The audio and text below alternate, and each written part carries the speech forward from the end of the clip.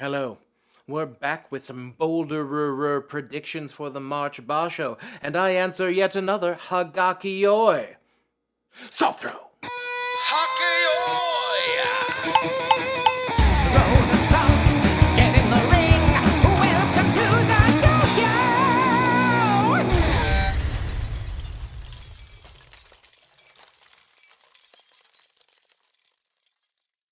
Hello everybody and welcome back to the Dohyo here on Mr. J-Wag's channel. As you can see, the hair is starting to get back out to Wookiee level status.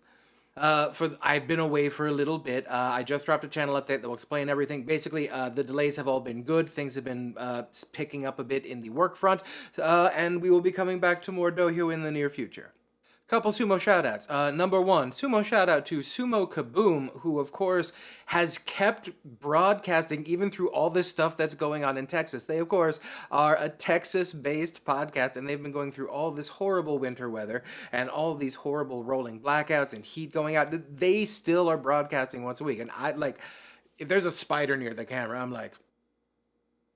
So we are glad to hear that they are doing better and things are looking up a bit down there. Also, another sumo shout out to YouTube commenter Curtis Higgs, who brings us this edition of Hagaki-Yoi. Yes, of course, Hagaki-Yoi is the viewer mail segment of the show where I answer questions from you, the people.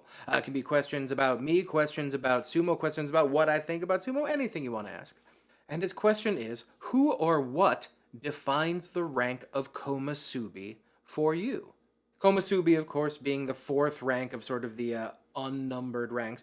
Komasubi, then Sekiwaki, then Ozeki, then Yokozuna. The first group I sort of call Love Boat Komasubi. Of course, the Love Boat was a show. If you were on it, you were on your way up or you were on your way down. So oftentimes you see a komasubi who may be on his way down from like an Ozeki peak, or a youngster who's jumped up to komasubi for the first time, only to go on to greater and greater things. But then you have what I would call the career komasubi, where, when they retire as komasubi, it was their highest rank, so they retire as like, komasubi, insert shikona here. This must be a rikishi who is incredibly talented and shows flashes of brilliance, but somehow was never ever to put it together consistently at a high level and was never dominant in the sanyaku.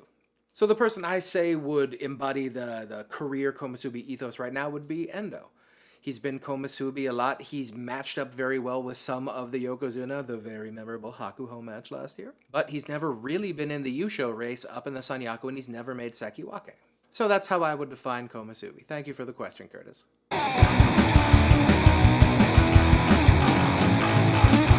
Now, in 2020, I was doing pretty well on my prediction game, and then 2021 came, and I was feeling, like, real cocky. I'm like, I'm gonna predict all the things, and then January happened, and I was wrong about everything. So I'm coming at this one a little more humbly, but I'm gonna be very upfront about where I'm coming from. I'm going to be making my assumptions based on the idea that this tournament, as opposed to the other tournaments we've been talking about, is going to be a tournament where we have some sort of reckoning, where we have a full sanyaku that makes it all 15 days. I know, I'm hoping. I'm really hoping for it. Now, the last time I remember just everything sort of going according to ranking was back in September of 2018. Hakuho won with the Zensho Yusho. Everyone in the sanyaku got kachikoshi except one person, like literally the lowest ranked komasubi. And the Maegashira ranks were just decimated. The only people in the Maegashira ranks who got double digits or higher were ranked Maegashira 12 or lower. So it was just an utter just destruction of the entire Banzuke by the Sanyaku.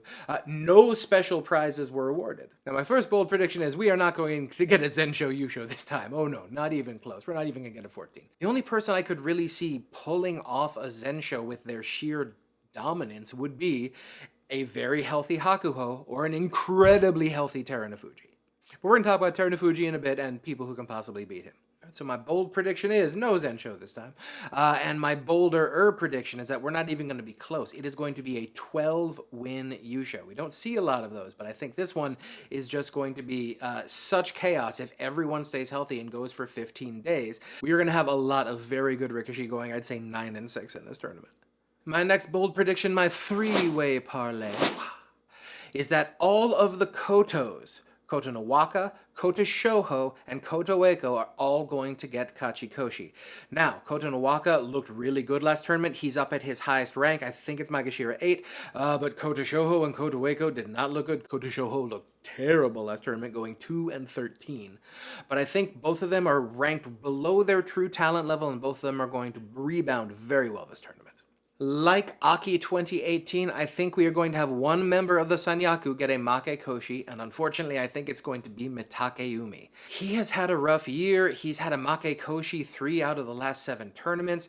I think the COVID epidemic has hit him really hard because he's the only Sekitori in his stable, so he can't really train with other people, and that's sort of led to him having a really crappy year.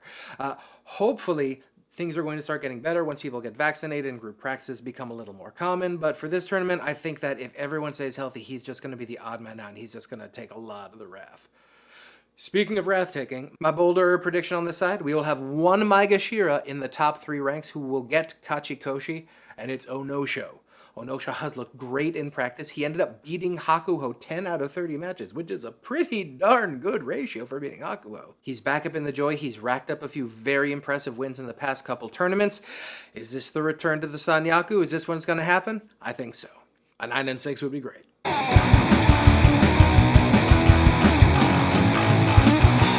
Now let's take a look at our recurring segment. Which way are we going? This is for people who I think this tournament is going to be very indicative of where they're going in their future. Now, these are 3 gentlemen who are all in their 20s, still should be in their physical prime, who are all working their way back from injuries, and I think this tournament will tell us a lot about which way we go. Number 1, Meisei. Now, Meisei, of course, has been up to the high Maegashira ranks before. He did not do well. He sort of got smacked down, and before he could really work his way back up, he got an injury, went down to Juryo, won a Juryo Yusho, and has now finally started to work his way back up.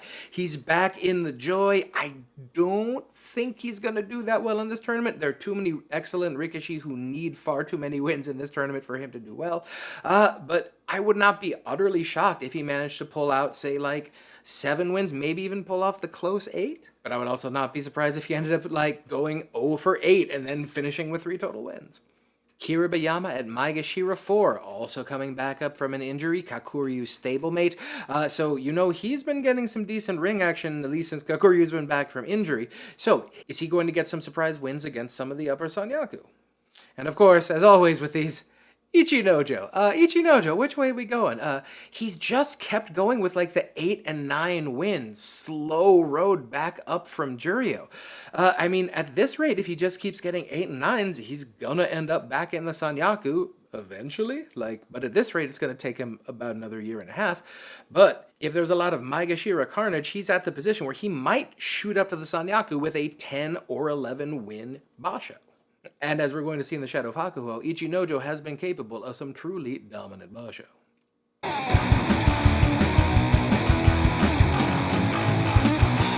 Now we're going to get into sort of the Yusho picture, as it were. So, quick sidebar. Sumo used to be so incredibly simple because it was just Hakuho winning or someone figuring out a way to beat Hakuho. I think the story of Sumo for the near future is going to be who is healthy and who can break trends. The problem I have with the Sanyaku is that if you start looking at their sort of like intramural records, their head-to-heads, you start seeing that almost every person in the Sanyaku has an easy road to like 3 losses. Like I said, it used to be simple. Hakuho used to just mow down the field. Now someone has to sort of pull the inside straight to be able to pop out of that double-digit wins into the 12-13 win range for the Yusho.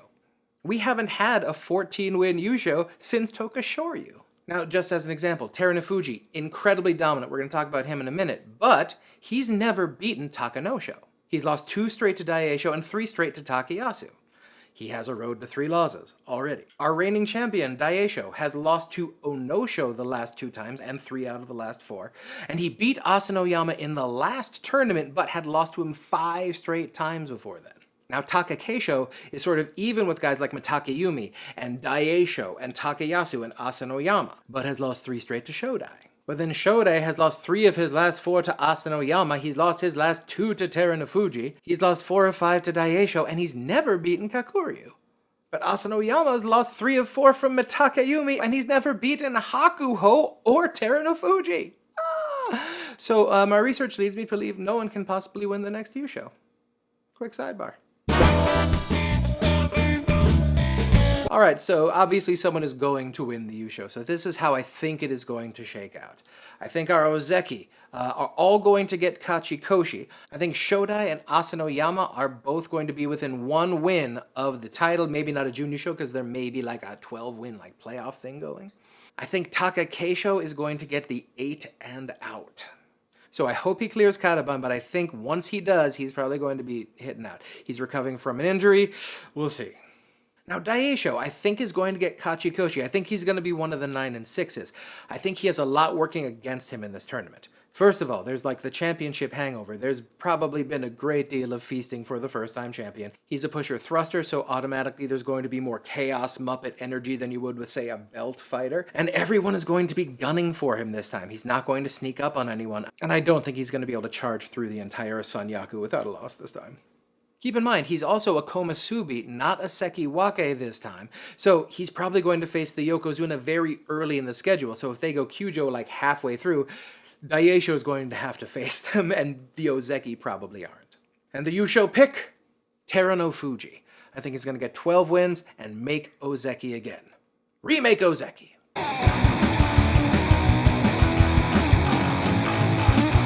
Yeah, I haven't talked a lot about the Yokozuna right now because I don't think they're going to be much of a factor. I hope I'm wrong.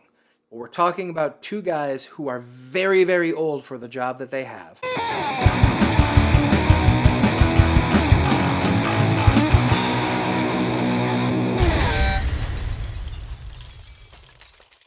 Hakuho just got over COVID.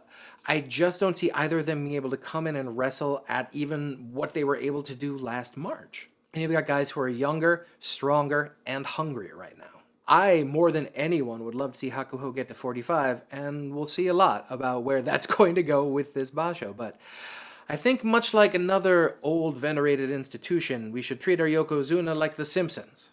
They may not be what they once were. They're still the greatest. So let's all take a deep breath and just realize every time we see them come out for the Dohyo, this one might be the last one, so let's really be sure to enjoy this Basho. Thank you so much for joining us here on the Dohyo. Like I said on the update, I have 2 more episodes in the can. I'll be editing them as we go. They are 2 Shadow of Hakuho, recapping us up to where we are, and then taking us into the almost present. It'll make sense. It's a time-jumping thing. Everyone stay strong, stay safe, stay healthy, and I will see you next time on the Dohyo.